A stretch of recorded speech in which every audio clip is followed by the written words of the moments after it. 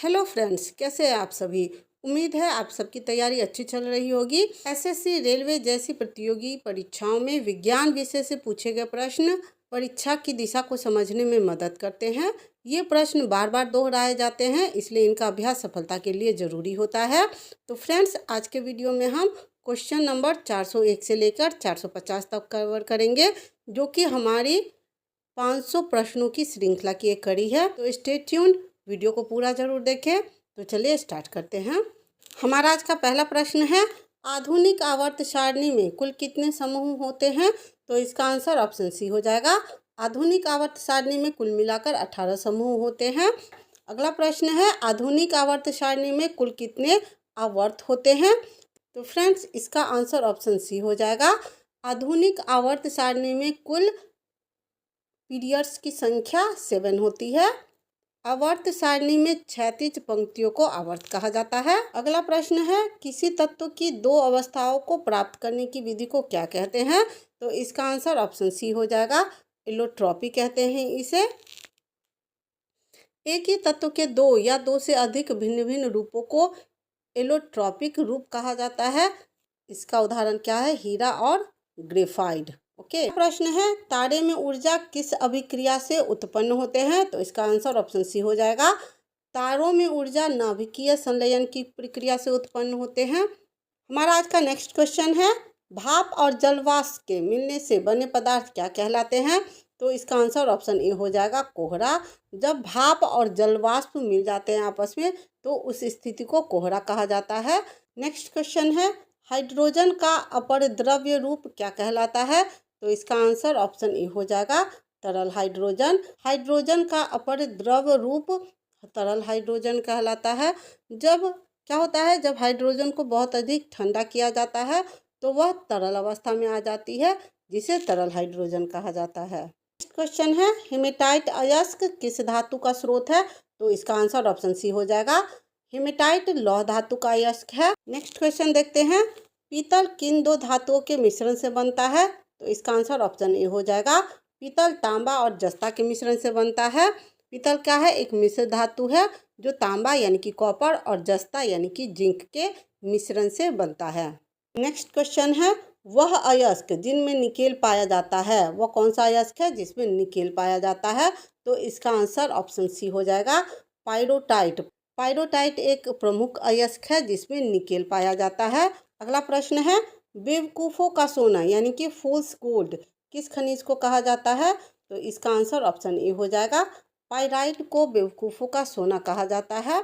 Pyrite एक ऐसा खनिज है जिसका रंग और चमक क्या होता है, सोने के जैसा होता है, इसलिए इसे फूल्स गोल्ड कहा जाता है। ओके।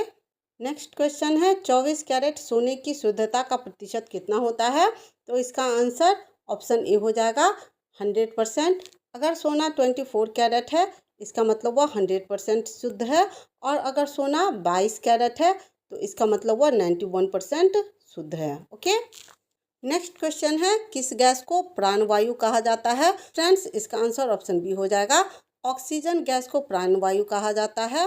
भारत में सबसे अधिक मात्रा में उत्पादित गैस कौन सी है। तो इसका आंसर ऑप्शन बी हो जाएगा। भारत में सबसे अधिक मात्रा में मीथेन गैस का उत्पादन किया जाता है। नेक्स्ट क्वेश्चन है, बायोडीजल उत्पादन किससे किया जाता है। तो इसका आंसर ऑप्शन बी हो जाएगा। सब्जी के तेल से बायोडीजल का उत्पादन किया जाता है।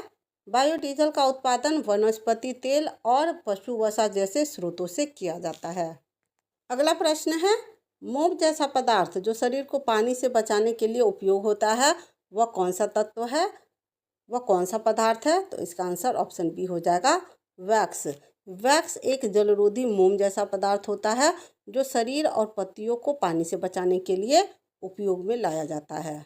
नेक्स्ट क्वेश्चन है, मानव द्वारा सिंथेटिक रूप से बनाया गया पहला पॉलीमर कौन सा था। तो इसका आंसर ऑप्शन ए हो जाएगा, नायलॉन। नायलॉन पहला कृत्रिम पॉलीमर था जिसे 1935 ईस्वी में ड्यूपॉन्ट कंपनी ने तैयार किया था।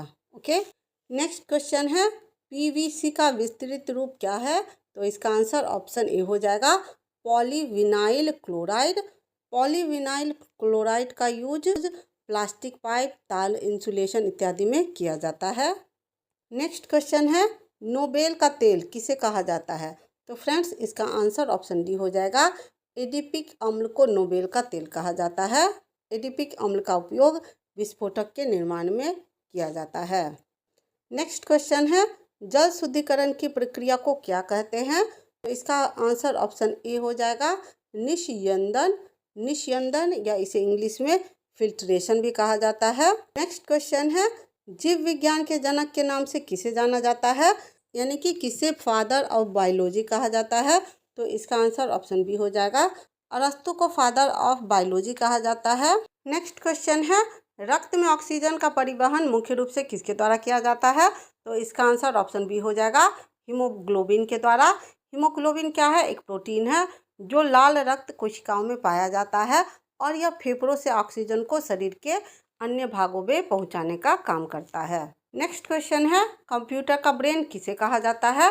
तो फ्रेंड्स इसका आंसर ऑप्शन सी हो जाएगा, CPU यानी कि सेंट्रल प्रोसेसिंग यूनिट को कंप्यूटर का ब्रेन कहा जाता है। क्वेश्चन है, पाचन तंत्र में पित्त किस अंग से स्रावित होता है? तो इसका आंसर ऑप्शन बी हो जाएगा, यकृत से पित्त स्रावित होता है। यकृत पित्त रस बनाता है जो वसा के पाचन में सहायता करता है। नेक्स्ट क्वेश्चन है, कौन सा विटामिन सूर्य की रोशनी से प्राप्त किया जाता है? तो इसका आंसर ऑप्शन सी हो जाएगा, विटामिन डी। यह हड्डियों को मजबूत बनाने में मदद करता है। अगर शरीर में विटामिन डी की कमी होती है तो इसके बाद विटामिन B12 का भी बनना मुश्किल हो जाता है। नेक्स्ट क्वेश्चन है, पानी में घुले हुए नमक को अलग करने के लिए कौन सी विधि प्रयोग की जाती है? तो इसका आंसर ऑप्शन ए हो जाएगा, वाष्पीकरण। पानी को गर्म करके वाष्पित किया जाता है जिससे पानी उड़ जाता है और नमक बर्तन में रह जाता है। नेक्स्ट क्वेश्चन है, DNA की खोज किसने की थी? तो इसका आंसर ऑप्शन सी हो जाएगा, वाटसन और क्रिक ने 1953 ईस्वी में डबल हेलिक्स संरचना की खोज की थी। नेक्स्ट क्वेश्चन है, जल का रासायनिक सूत्र क्या है? तो इसका आंसर ऑप्शन ए हो जाएगा, H2O। अगला प्रश्न है, कौन सी गैस वायुमंडल में सबसे अधिक मात्रा में पाई जाती है? तो इसका आंसर ऑप्शन सी हो जाएगा, नाइट्रोजन। वायुमंडल का लगभग 78% नाइट्रोजन गैस है। नेक्स्ट क्वेश्चन है, मोबाइल में उपयोग होने वाली बैटरी किस तकनीक की होती है? तो इसका आंसर ऑप्शन बी हो जाएगा, लिथियम आयन। लिथियम आयन बैटरियां हल्की, टिकाऊ और रिचार्जेबल होती है, इसलिए मोबाइल और लैपटॉप में इनका उपयोग होता है। नेक्स्ट क्वेश्चन है, मच्छर किस ध्वनि का उपयोग करके मनुष्य का पता कर लगाते हैं? इसका आंसर ऑप्शन ए हो जाएगा, उच्च आवृत्ति ध्वनि। मच्छर उच्च आवृत्ति ध्वनि का उपयोग करके मनुष्य की उपस्थिति का पता लगाते हैं। नेक्स्ट क्वेश्चन है, लेंस का नियम कौन सा संरक्षण नियम का परिणाम है? आंसर ऑप्शन ए हो जाएगा, ऊर्जा संरक्षण। लेंस का नियम ऊर्जा के संरक्षण पर आधारित है। नेक्स्ट क्वेश्चन है, मानव शरीर का रेडियो एक्टिव तत्व कौन सा होता है? तो इसका आंसर ऑप्शन सी हो जाएगा, पोटेशियम। पोटेशियम 40 मानव शरीर में पाया जाने वाला एक प्राकृतिक रेडियोधर्मी तत्व है जो शरीर की जैविक क्रियाओं में मौजूद रहता है। नेक्स्ट क्वेश्चन है, ट्रांसफार्मर की रेटिंग को किस इकाई में व्यक्त किया जाता है? तो इसका आंसर ऑप्शन डी हो जाएगा, KVA।